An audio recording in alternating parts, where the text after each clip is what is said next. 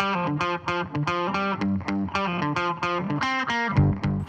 my name's Julie and I'm with North Georgia GMRS Network, and today you're in for a real treat. We have Jon Wolfe, our network engineer, with us, who's going to give you a little glimpse of what he does for our network. How you doing, Jon? Doing good, Julie. How are you? I'm doing great. Thank you for joining us today. Hey, thanks for having me. It's a wonderful drive when I can make it up this way. And it's always a treat to have Thank you you. with us. So, wanted to have you explain to everyone listening today, how did you get involved with North Georgia GMRS? So that's a good question. I became a member of North Georgia GMRS, I think it was 3 years ago, maybe 3.5 years ago. And I listened to the network for quite some time. I listened to the nets. I enjoyed participating in the nets. I enjoyed the conversation that occurred. And I listened specifically to how Justin was logging the nets and how, although he would ask numerous times for people to slow down, people would get excited to hit that PTT button and they would start talking, and they would start talking very quickly.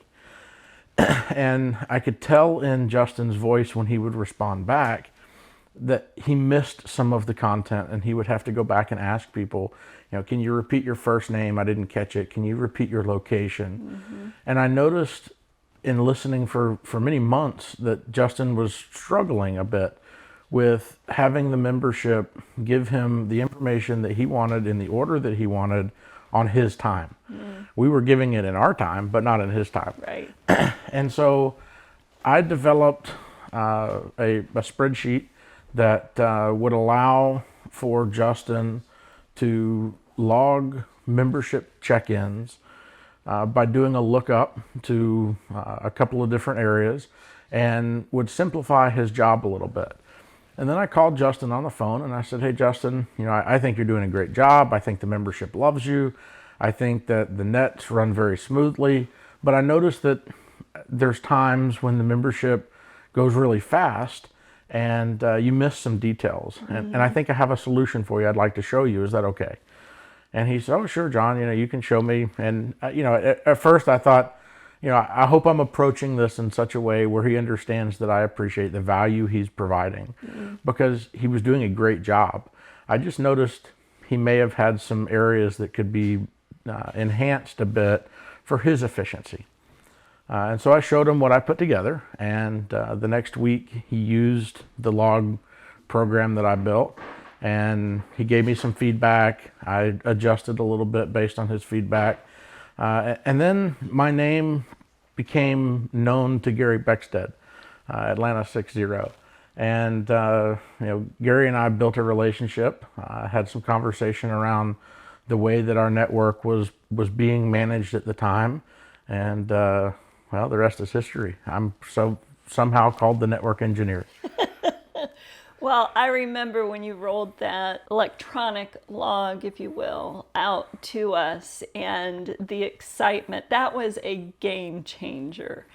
I've been on the other end trying to hear and log in everybody. And like you said, we all get very excited when it's our turn to talk, or just want to get in there so that we have an opportunity to have our voice heard out there. So that was game changer and very exciting. And there was a lot of chatter going on after that. So that was amazing. Awesome. What you have done.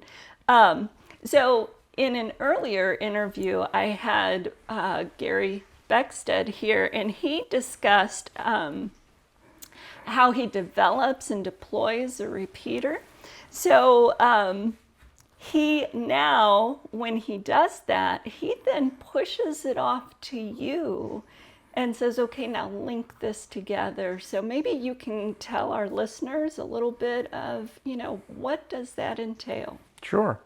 So the relationship between Gary and I grew significantly when I learned that the network engineer prior was based out of a different state.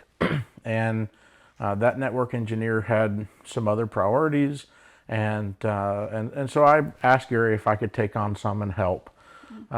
Gary North Georgia GMRS uses a proprietary version of a Raspberry Pi program. It runs on a Raspberry Pi and effectively links our network together using Internet Protocol.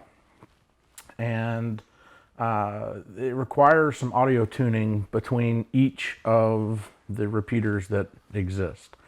It's a very challenging thing to tune because you have two sides of the equation, very simply two sides of the equation. You have the receiver side and the transmitter side. And so just because audio levels may be loud on, let's say, our flagship repeater, it doesn't necessarily mean that the volume on the flagship repeater is the problem. It could be that the transmitting side is what's loud. And so it's a fine balancing act to understand where the network traffic is originating and to tune the audio from not only the receiving repeater, but also the transmitting repeater, and to make sure that both linked nodes are equally tuned so that the receiver is hearing it at the same volume that you hear it standalone on the originating repeater. It's a very complex scenario, but I think throughout the last couple of years, we've built it into a pretty well-oiled machine. Gary hands off a node or a link assignment to me, and within a couple of days, typically, we have that node ready to be deployed and plugged in and online and linked in. And most of the times, audio was tuned pretty perfectly prior to it coming online. Now, we do have to do some audio checks when it comes online and make sure the balance is there, but it's been a fun ride. That's amazing. Well, you have definitely made huge contributions to North Georgia GMRS, and we are so thankful to have you a part of the team here. So, well, thanks, Julie. I know I've certainly appreciated it, and I appreciate all of what North Georgia GMRS has done for me and my family as well. That's awesome. Well, thank you again for coming, Jon. Appreciate that. And I hope for our listeners, you guys have a little more understanding of the work that goes on behind the scenes.